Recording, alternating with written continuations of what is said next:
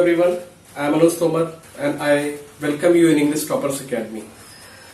We are continuing with the chapter tense, and yesterday we had seen that what are the basic elements required for the formation of tense and the structure of different type of sentences. We will discuss the kinds of tenses, and we will also discuss one kind of present tense, that is present indefinite. So let's start the class. So here we can classify the tense into mainly three categories. अब वो तीन categories कौन सी हैं आपकी? वो आपकी three categories हैं. पहला तो आपका होता है प्रेजेंट, ठीक है, प्रेजेंट टेंस आपका हो गया. दूसरा हो गया पास्ट, ये आपका पास्ट टेंस हो गया. और तीसरा हो गया आपका फ्यूचर, ठीक है. तो ये आपके मेनली तीन टेंसेस हो गए. अब देखिए तीन टेंसेस में भी आपके कितने होते हैं? इसके चार चार पार्ट्स होते हैं. तो पहले का होगा प्रेजेंट इंडेफिनिट, ठीक है, present continuous, present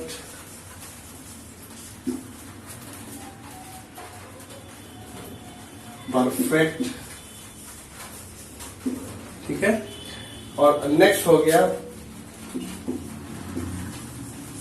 present perfect continuous tense, ठीक है. अब ये सेम आपका यही इसमें भी रहेगा. इसमें कौन सा होगा? पास्ट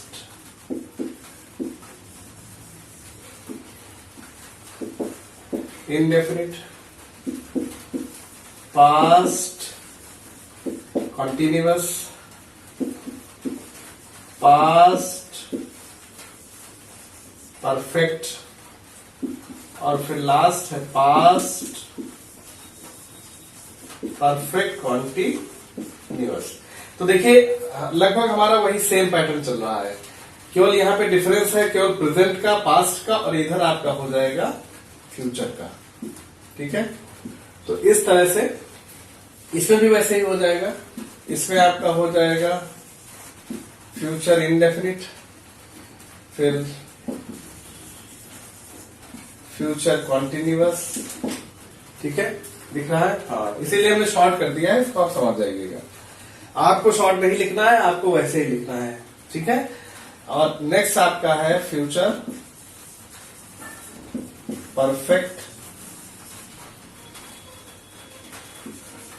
और इधर आपका हो जाएगा फ्यूचर परफेक्ट कॉन्टिन्यूअस, ठीक है. तो इस तरह से आपका ये चार्ट बन गया, ठीक है. तो इस तरह से हम क्लासिफाई कर सकते हैं टेंसेस को. किस तरह से क्लासिफाई कर लेंगे? जैसे एक तो प्रेजेंट हो गया, पास्ट हो गया, फ्यूचर हो गया. फिर तो ये तो हमारे हो गए 1 2 3, ठीक है. इस तरह से हो गए. फिर उसके बाद तीनों के चार चार, तो 3 into 4 कितने हो गए? 12. यानी कि हमारे जो टेंसेस हैं वो टोटल कितने हो गए? टेंसेस कितने हो गए? टेंसेस हमारे टोटल हो गए 12, ठीक है.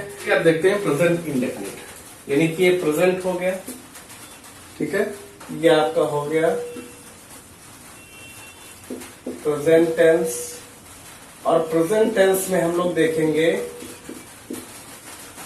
Present indefinite. अब देखिए जो प्रेजेंट इंडेफिनिट है इसके कितने पार्ट्स होते हैं. तो पहला तो हो गया, आप देख लीजिए, अफर्मेटिव, और दूसरा हो गया नेगेटिव,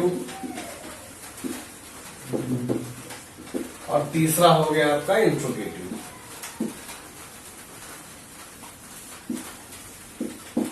ये आपके 3 पार्ट्स मेनली हो गए। अब ऐसे तो आप देखिए तो इंट्रोगेटिव नेगेटिव भी होता है, तो वो तो आप समझ जाएंगे। अगर आपको ये चीजें समझ में आ गई तो वो भी आप समझ जाएंगे। तो देखते हैं, ठीक है। अब देखिए इसका जो कॉन्सेप्ट है वो होता है S for S, P for P। पहले तो आप अफर्मेटिव में देख लीजिए, ठीक है। अफर्मेटिव में इसका जो कॉन्सेप्ट होता है वो 2 होते हैं। एक होता है फॉर्मूला,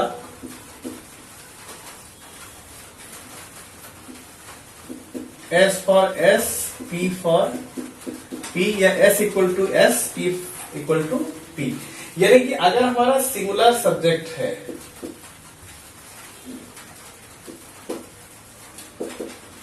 ठीक है, तो ये क्या होगा, सिंगुलर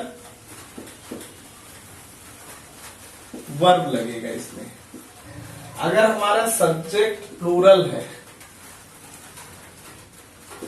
ठीक है, तो हमारा जो वर्ब लगेगा वो कैसा लगेगा, वो भी प्लूरल ही लगेगा। सॉरी, प्लूरल वर्ब हो जाएगा, ठीक है। तो ये आपका कॉन्सेप्ट होना चाहिए। अब देखिए, अब आप कहेंगे सर प्लूरल वर्ब क्या होता है, सिंगुलर वर्ब क्या होता है, तो वो पहले आप समझ लीजिए। हमने आपको कल ही बताया था, ऐसे समझाने के लिए बता रहे हैं। ये आप चाहे तो कहीं कॉर्नर में नोट भी कर सकते हैं, या फिर आप ऐसे ही समझ लीजिए, ये तो आपके ऊपर डिपेंड करता है। जैसे मान लो अगर हमने लिखा गो, तो ये सिंगुलर है या प्लूरल है, कल हमने बताया था। तो ये देखिए जितनी भी ओरिजिनल फॉर्म्स होती हैं बिना मिलावट वाली, यानी कि इसमें कोई मिलावट नहीं होती है, वो कैसी होती हैं, वो प्लूरल ही होती हैं। उनको सिंगुलर हमें बनाना पड़ता है। अगर हमें इसे सिंगुलर बनाना है तो इसमें हम ES ऐड कर देंगे, गोज हो जाएगा। तो ये हमने ऐड कर दिया, तो ये क्या हो गई, ये आपकी हो गई सिंगुलर, और ये आपकी हो गई प्लूरल। तो सिंगुलर और प्लूरल की कहानी तो ये हो गई। ये तो वर्ब से रिलेटेड है मामला, ठीक है, ये वर्ब से रिलेटेड हो गई चीज। अब आप कहेंगे सर ये बताइए, ये तो वर्ब हो गया, अब सब्जेक्ट कैसे सिंगुलर प्लूरल हम लोग देखेंगे, ठीक है। तो भाई सब्जेक्ट भी तो होता है सिंगुलर और प्लूरल, तो उसको कैसे क्लासिफाई करेंगे, क्या होगा। तो देखिए उसको अगर आप समझते हैं, ठीक है, तो उसको समझने के लिए आपको इधर आना पड़ेगा। जैसे मान लो ही है, तो ही कितने हैं, एक ही तो है, तो ये सिंगुलर हुआ। अगर यहाँ पे हमने दे कर दिया तो ये क्या हो गया, प्लूरल हो गया, क्योंकि बहुत सारे लोग हो गए। ही माने वह और दे माने वे, तो ये आपका सब्जेक्ट हो गया सिंगुलर सब्जेक्ट, और ये आपका प्लूरल सब्जेक्ट हो गया। तो इस तरह से आप पहले तो देखिए 2 चीजें आपको इसमें समझना है। इसमें पहला तो आप समझिए कि भाई सब्जेक्ट सिंगुलर और प्लूरल क्या होता है। ये हर जगह काम आएगा। ये प्रेजेंट इंडेफिनिट की बात हम नहीं कर रहे हैं। This is not for present indefinite. This rule will be applied for nearly every tense. So it is very essential to understand the concept of singular verb, singular subject and plural verb and plural subject. यानी कि subject को भी समझना होगा आपको, और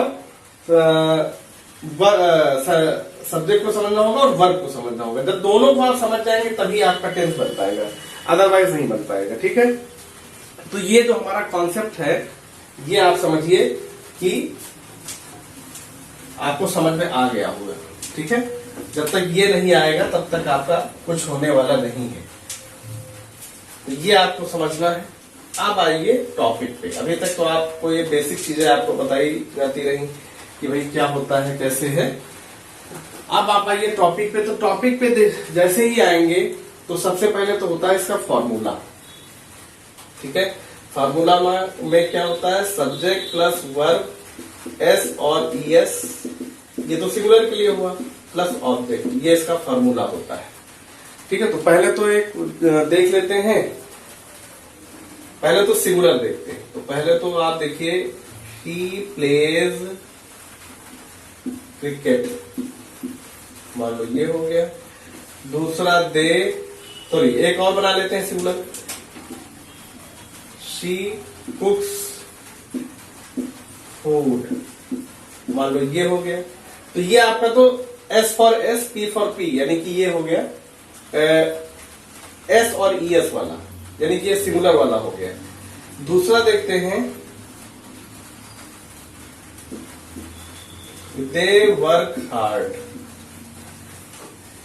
दे work hard, we learn English, ठीक है, वी लर्न इंग्लिश, मान लो ये आ गया। तो अब देखिए ये जो आपके दो हैं, तो ये इनमें कौन सा रूल अप्लाई होता है? S for S, S for S, और इसमें कौन सा? P फॉर P और P फॉर P। आप देख लीजिए, ही क्या है? सिंगुलर है, तो सब्जेक्ट वर्ब उसके साथ प्लेज आई है, तो ये तो सिंगुलर इसको बना लिया गया, प्ले होता है प्लूरल, और इसी में S ऐड कर दिया गया, तो ये आपका क्या हो गया? सिंगुलर। शी सिंगुलर है और कुक्स आपका सिंगुलर है, क्योंकि कुक में S जोड़ दिया गया। फिर दे वर्क, तो यहाँ पे कुछ जोड़ा घटाया नहीं गया, ओरिजिनल फॉर्म आई है तो ये प्लूरल हो गया, और दे ऑलरेडी प्लूरल है तो P फॉर P हो गया। वी प्लूरल है और लर्न भी प्लूरल है, क्योंकि इसमें भी कुछ जोड़ा नहीं गया। तो ये तो आपका अफर्मेटिव का कॉन्सेप्ट हो गया। अब आप देखिए दूसरा, देखिए अब आप नेगेटिव में आइए। तो नेगेटिव में क्या इसका फॉर्मूला होता है? नेगेटिव में चेंज हो जाता है। कैसे? Subject plus does oblique do plus not plus verb की फर्स्ट फॉर्म प्लस ऑब्जेक्ट, ये आपका हो जाएगा इस तरह से। यानी कि यहाँ पे S और ES वाला कोई कॉन्सेप्ट नहीं है। डज लगेगा सिंगुलर के साथ और डू लगेगा प्लूरल के साथ, और V1 लगेगा, इसमें आपको जोड़ना या घटाना कुछ भी नहीं। तो आप देखिए, बना लेते हैं इसका पहले वाले का, he does not play cricket, ठीक है, बन गया, अभी समझा देंगे। दूसरा देखिए, she does not cook food, ठीक है। नेक्स्ट देखते हैं third, they do not work hard, और फोर्थ देखते हैं, we do not learn English, ठीक है। तो इस तरह से आप देखिए, ये आपका कॉन्सेप्ट क्लियर हो गया होगा, ठीक है। डज किसके साथ आता है? इसको दूसरे कलर से लिख देते हैं। डज जो है वो आता है सिंगुलर के साथ, डू आता है प्लूरल के साथ। अब प्लूरल कौन सा, सिंगुलर कौन सा?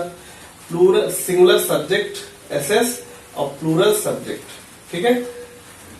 देख लीजिए यहाँ पे, ये आपका सिंगुलर है और सिंगुलर ये भी है, ये आपका सिंगुलर है, ये भी सिंगुलर आया है, ये आपका प्लूरल है तो यहाँ पे डू आ गया, ये भी आपका प्लूरल है तो डू आ गया। तो कॉन्सेप्ट तो बिल्कुल क्लियर हो गया, ठीक है। अब आप देखिए, आपका नेक्स्ट आता है इंट्रोगेटिव, ठीक है। तो इंट्रोगेटिव में दो तरीके होते हैं, एक होता है QWT और दूसरा होता है HVT, ठीक है। अब देखिए QWT को क्या कहते हैं? Question word type, question word type, और इसको कहते हैं helping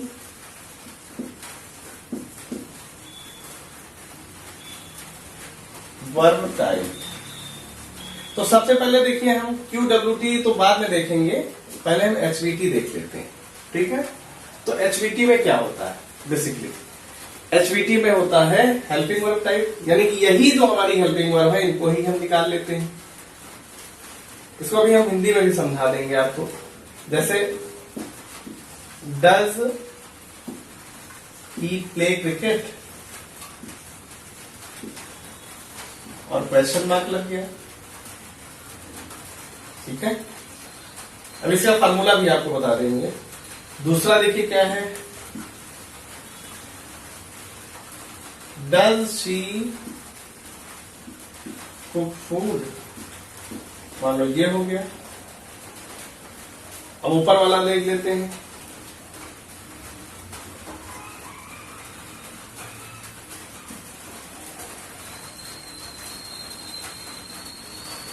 when they work hard, question mark हो गया। तो when के बाद क्या आएगा, do आ जाएगा, तो यहां पे do भी लिख दीजिए। when do they work hard, फिर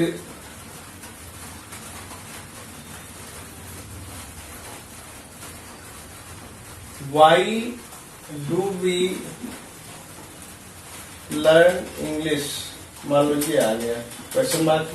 अब देखिए आप कहेंगे सर ये क्वेश्चन वर्ड क्या है, क्वेश्चन वर्ड क्या होते हैं जिससे क्वेश्चन पूछा जाता है, और ये कोई नियम नहीं है। यहाँ पे जो मीनिंग जिसकी फुल आए, फुल मीनिंग जहाँ पे आए वहां पे वो क्वेश्चन वर्ड लगाते हैं। जैसे यहाँ पे when do they work hard, उन्होंने कब मेहनत किया है, यानी सॉरी वह कठिन मेहनत कब करता है, ये हो गया। Why do we learn English, हम इंग्लिश क्यों पढ़ते हैं, तो यहाँ पे देखिए मीनिंग आ रही, ये आपका हो गया। अब इसका फार्मूला आप देख लीजिए, इसका फार्मूला क्या होता है, 5WH plus does do plus